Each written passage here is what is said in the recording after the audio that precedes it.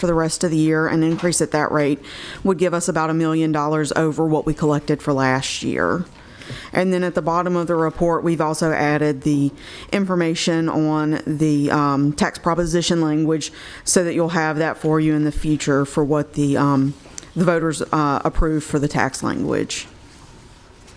Is there any questions on the report? Okay. The second report on sales tax is the sales tax collections for Highway 21 Economic Development District. So same thing, we have the last 3 fiscal years for you there. In January of 2025, the collection for January was $100,968. It's a pretty much a twofold increase from January of last year, and like we talked about last month, most of that is due to the increase in collections in that area from Costco opening. So we expect to see that increase over the remainder of the year, and we expect to see possibly like a $1.3 million, $1.4 million overall collection in that area for this year. We've also added to the bottom of this report as well the information from state law about what the funds can be spent on, what the term economic development project means, and so what those funds can be spent on. All right. Any other questions? Okay. The next report for you is the operating and grant funds, the projected fund balance report as of February 28th, 2025. And so you can see what our projected fund balance is for the end of the year from a budgetary fund basis as well as an actual fund basis for each of the operating and grant funds. We've also added in for you the amendments that are pending adoption so that you can see how those impact our projected fund balance. I don't really have anything to report to you on this report. There are no significant variances or any items of significance that I feel warrant discussion at this time. Ms. Tanner, do you have? I have one question. The coroner, is this just an estimate, or do we know how his spending is, how he's doing with his spending? Because I see a $22 million projected fund balance. So for the projected actual beginning fund balance for 2025, in working with our auditors at this point in time, based on the state law that was implemented last year, we are going to be required to record a receivable for the funds that were due from them last year. So as they were required to remit to us the remaining fund balance as part of that statute that was adopted, there was approximately $14 million that they had in fund balance that they were required to remit to us. So we had to record a receivable at year end for that $14 million. So the beginning fund balance we're showing is $22 million, but that's not cash. Okay. So we had to record a receivable, and our auditor, Lester, is supposed to be working with their auditors to talk to them about how they're going to have to record a payable on their books for the funds that are due to us. Right, but it's probably too close to see what their spending is this year, correct? I'm working on a meeting with them in the next couple of weeks to talk to them about what their cash flow is. Yes, I think this committee would be very interested in seeing how that is okay. Yes, ma'am. Okay. Yes, we can let you know. All right, thank you. Any other questions? Okay, thank you, Annie. All right, you're welcome. Okay. Ordinance and resolutions. I have ordinance calendar number 7852. So ordinance calendar number 7852 is amendment number 7 to the 2025 operating budget. This amendment has 2 items on it. One is to amend the expenditure budget in the general fund by $10,000 for the Public Information Office, and this is for overtime due to meetings after hours for events such as the Home Rule Charter Committee, Planning and Zoning meetings, council meetings, and other special events. And then the second item is for the Animal Services Fund to amend their budget by $143,000 to transfer funds out to capital for needs for their generator project. And you'll see that this is a companion item to the next item we talk about for the capital amendment.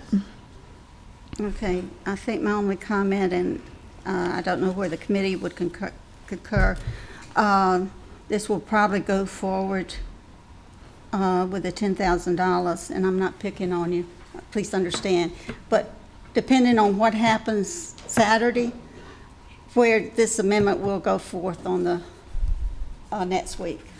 It's my, is what I'm saying. Thank you, Annie. And we'll do them all at once. Your next amendment is 7853.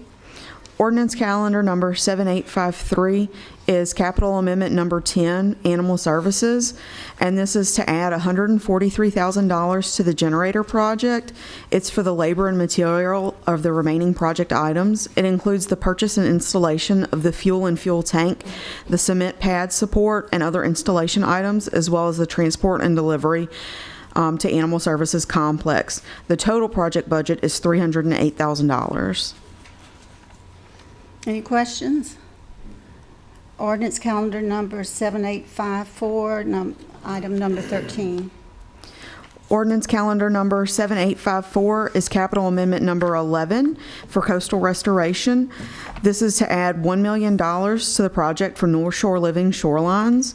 This will help slow erosion, stabilize the marsh edge, and reduce breaches that allow saltwater intrusion into freshwater wetlands. Phase 1 focuses on the design and construction of 1,925 linear feet of living shoreline, and Phase 2 includes engineering and construction of an additional 505 linear feet.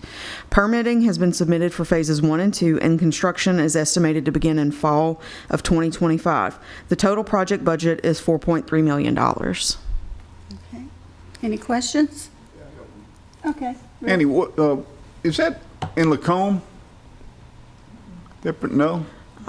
Ross? North Shore Living Shorelines? That Where is the project at? Mandeville area, lakefront. the Mandeville Lakefront? Yes. Okay. No, I was curious. It's just a curiosity question. Thank you. And that's Go Mesa money, correct? Is it Go? The first $3.3 million we budgeted was with Go Mesa funds, Okay. and the additional $1 million that we got was from CPRA. Okay. Okay. All right, I need a motion to put item 11, 12, and 13 to the full jury. Council. Okay. All in favor, say aye. Aye. All opposed? So be it. We have with us today our Director of Human Resources. Did I lose it? No, I'm hiding. Oh, okay. I didn't see you. I was like, okay, Cheryl. I thought you had left me. No, I wouldn't do that. So, good afternoon. Wanted to speak to everybody about our insurance premiums process and what it looks like. As you know, every year we look at renewing our insurance premiums, and I thought it's an important time to kind of think about how do we get to these premiums and what does that look like. So that's my intent today, is to talk to you guys about that. If I can move it. Let's see, I only have 8 slides. So here's what the process looks like. Is our plan year for insurance premium runs May 1st to April 30th of every year. And there's a lot of work that goes up leading to open enrollment. So what happens in December is we produce a census, and that census has all of our employees' information on it, including social security numbers, all of these things, so that the claims from all of these individuals can be pulled to figure out where do we go with our insurance premiums. The next thing that happens in January, we receive a renewal, and we have Gallagher as our broker for insurance coverage. So Gallagher will come to us and they'll give us initial renewal. And at that point, we can decide, do we want to accept it? Or do we want to do what's called take it out to the market? And more times than not, we're going to take it to the market to see if anybody else can be competitive out there. So we've got the big companies, we've got Blue Cross Blue Shield, we've got UHC, we've got Aetna. So we take it out, our carrier, our broker, Gallagher, sends it out to the carriers to see if we can get a similar plan to what our employees are used to, but how it impacts the premiums. So that happens in January and February.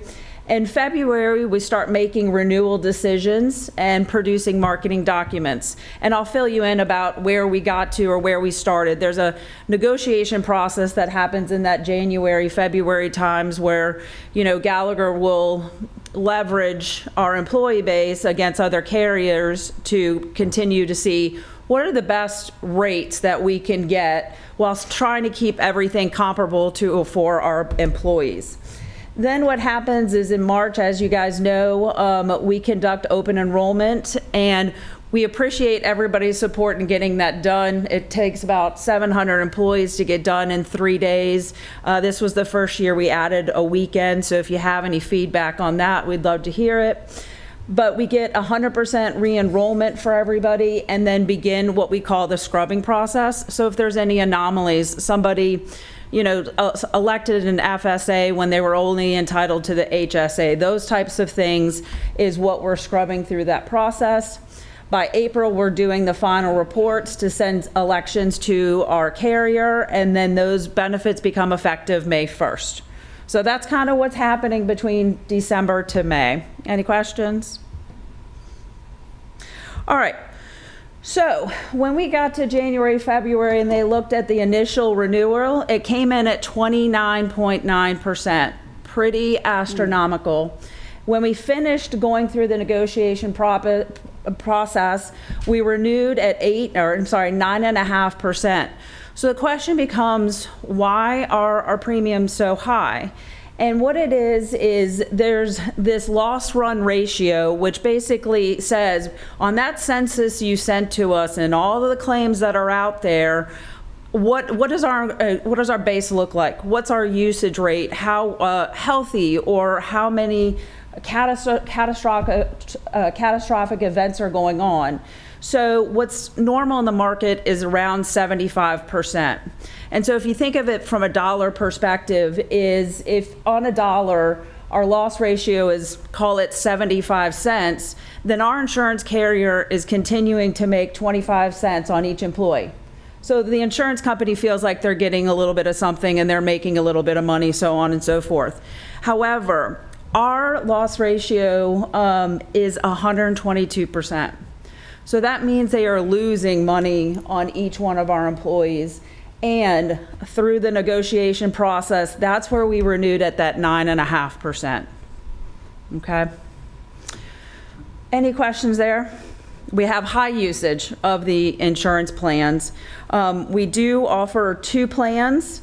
We have our copay plan, say that 5 times fast, and the high deductible plan. So what you're looking at on this screen, couple of different things. EE on the left-hand side is employee only. We do pay 100% of employee only coverage. You'll see, and that number next to it is how many people are enrolled in that plan. The next one is ES, which is employee plus spouse, followed by employee plus child or children, and then the family plan. And so with that, it breaks out what those premiums look like for each of those plans. Down below is also the annual premium for each of those plans of what it looked like in 24 to 25 and now 25 to 26, and what our total premiums look like. And remember, this is 2 plans. We're going to talk about when you look at all those plans and how many people are enrolled, so on and so forth. We'll look at the total premium, but this is just by plan and the usage of each of those plans. Obviously, our copay plan is the most popular. Okay. Any questions? All right. I do have one. Sure. Do you make any changes to the plan? Yes, before we you did make reduce? changes to the plan this year, which I'm going to go over what those were. Okay. To offset some of that usage and how it was getting used. Yes, sir.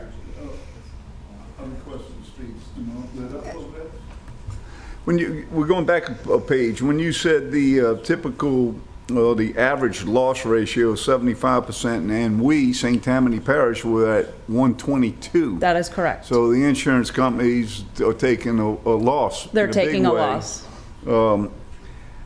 Then we negotiated a 9.5% premium increase as opposed to their first proposal being 29.5. Who did the negotiations? That's- Donald Trump?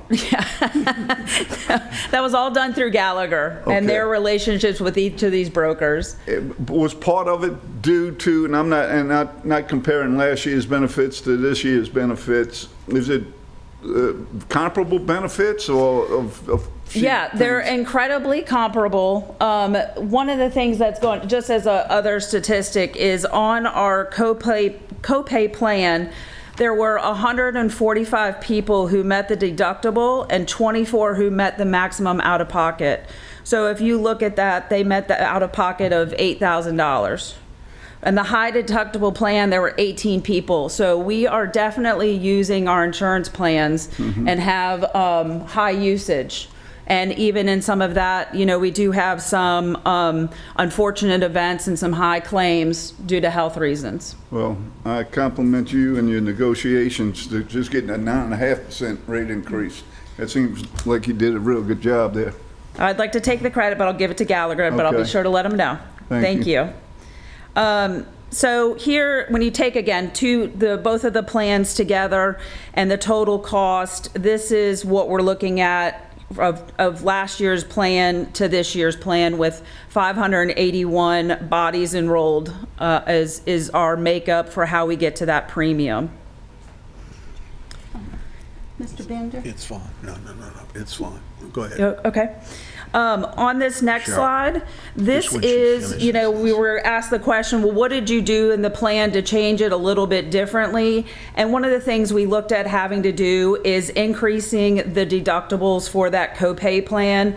$500 for an individual and $1,500 for a family is a pretty low deductible in today's market. It's very generous. We continue our generosity with paying 100% of employee-only coverage, but we found that that was an area of opportunity to move in this new plan year. And so we did move for that co-pay plan to $1,500 for an individual and $3,000 for a family, while also increasing some of the co-pays that employees would need when they go to, say, a specialist or, the emergency room. Some of those co-pays changed. On the high deductible plan, we marginally moved those. It's, again, the less of the two popular plans, but we did move those deductibles as well to be $5,000 for individual and $10,000 for family coverage. Mr. Bender, did you have a Mr. question? Bender? Yes.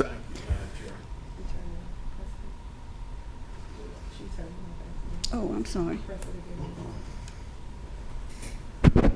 There we go. Okay, thank you. Appreciate you coming before us today.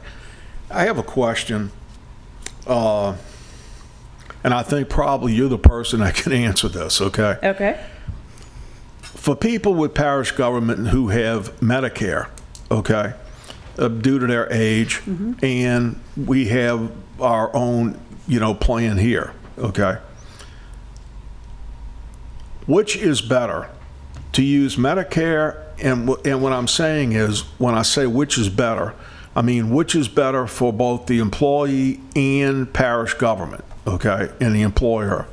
To use Medicare as your primary and United Healthcare as your secondary, or to reverse that?